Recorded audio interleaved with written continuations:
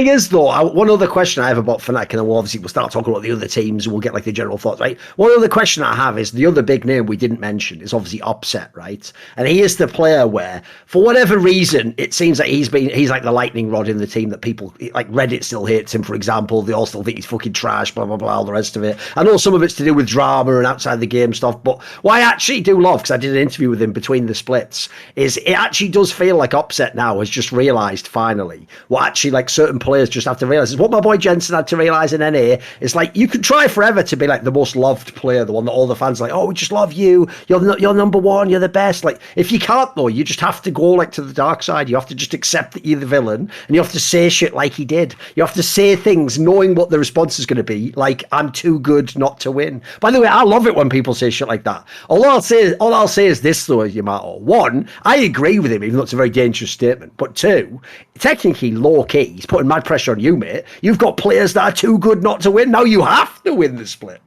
If you think about it, if you put the equation together, he's saying you've got players too good. What do you think about that statement, mother? Because what I love about that is actually, if you know Upset, that actually encompasses how he really does think about the game. Like it's like Dom's like joking about it, but it's true. He really is a guy who's tried to put like mad work ethic into the game, mindset to trying to improve, to win, to be the best. You can like him or dislike him. Obviously, he has his own personality, his own quirks. Spoiler: if you don't like very dry German sort of like angle, he's not going to be your fan favorite. But I think he has a really cool sort of attitude to the game. Yamato, what do you think?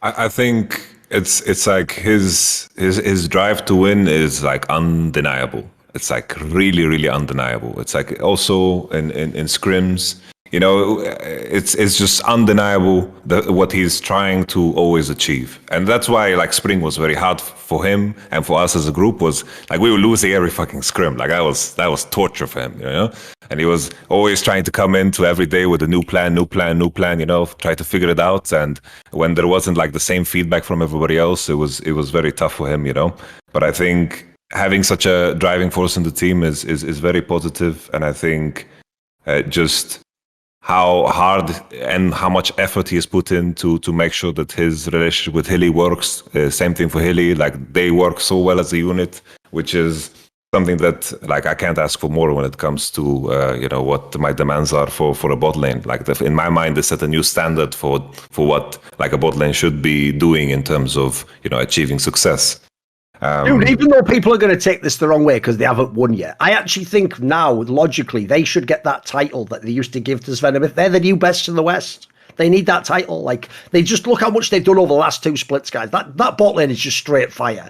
Like, if I had to pick, like, my old school grilled interviews, when the aliens come to Earth, Yamato, and you have to make the team to beat them. That's the fucking Western bot lane I would pick right now, of course. Even if I had to put it together as a super team, that lane is sick. They can do everything. They can have Hylissang just do these crazy roams and players made and just play it safe. Or they could play like fucking Draven. By the way, when's the last time you saw fucking Reckless lock in Draven, boys? Like, they can do shit like that in this team. They can do whatever they want, pretty much. Yeah, I mean, I've watched a lot of Upset. I don't know if I want to see more Draven. I'll be honest. Okay, fair enough. I don't know if it's an upset. If it's an upset champion. That's a once in a while thing. It's all right. Yeah, it's sometimes snack for sure. I think the strange thing was just seeing like how about the team, specifically how it felt like Hilly and Humanoid collapsed in a lot of like the big moments. I mean, you think about Hilly as this laner that just wins bot lane every single time. Like he just plays whatever matchup, and even if he dies, like he'll come back and he'll have pressure. But I think the weird thing about watching like Fnatic was it felt like the bot lane broke down. It was like, oh, it's not a point of strength anymore. Like Hilly's just dying in lane to, I don't know if you guys died to G2 off the top of my head, but you guys were just dying in lane frequently. So I think that was like a huge indication of, I guess, the mental break was seeing it's like, oh, well, if the enemy jungler shows up mid or bot, he's leaving with a kill regardless. It doesn't matter what happens. So I think that was the part where I think it's hard to be like, damn, this is the best bot lane in the West when that's how the biggest moment looked. I think definitely, some of the elements that made them so good last year, I think that was something that they didn't manage to, put in place the same way in spring. I don't want to go into too much details because it's their story to tell, right? But I think definitely they didn't have the same form in spring as they did like in the previous year, because like last year And when we were like just plowing through the lower bracket, like they were like machines. They were absolute machines, and the gap between them and others was significantly bigger. Sure, the meta maybe was different. The meta was here, so a lot of AD carries could look good because of the Jinx, and the Jinx pentakill. They are rushing at you with getting excited and so forth. So it was harder to maybe create a perceived gap, and there was a lot of other things going on. But I would agree with the notion that I don't think they were like as good as they were in the past. But I think it's always a lot more difficult to like prove yourself individually when the team has a lot of things that are not functioning. I think the best example of that was just our second best of 5, like when we played against G2 the second time. I think at that point we had lost our confidence in a way where players are walking into the game, and I'm walking into that day thinking, oh shit, what am I supposed to do to try to solve it? And I think that tension was so heavy in the air, and then when you walk into the match, players try to overcompensate for something, they try to fix something, they try to do something different just to create a different reaction, so it looks even worse. Because when you're at that point, there is no real solution. It's like you're only faced with the hard facts that our practice wasn't good enough. And I think at that point, when it came to that series against G2 or our reverse sweep against Rogue, like those hard facts we were faced with, and then we tried to do things differently within the game and try to grab back that confidence that we had, and it just wasn't enough. And as I mentioned before, we were just kind of like a ship trying to just reach harbor. We were trying to survive rather than to progress as a group.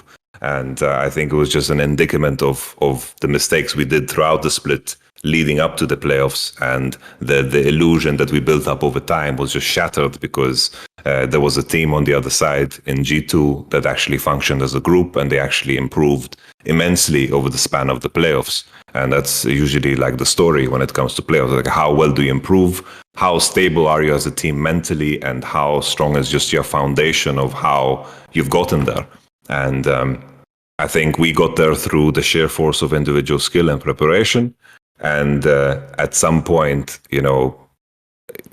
the team play just conquers all, And I think that was just our reality. And I think when it comes to individual, underperformances or so forth, when it comes to Marek and Hilly, I think it's just very difficult to navigate an environment where things are not functioning so well. So you begin to see a different side, you begin to think about different elements, you try to compensate for assumptions you have maybe about your teammates. It's like, my teammate is going to fuck this up, so maybe I need to fucking do this and I'm going to look worse and so forth.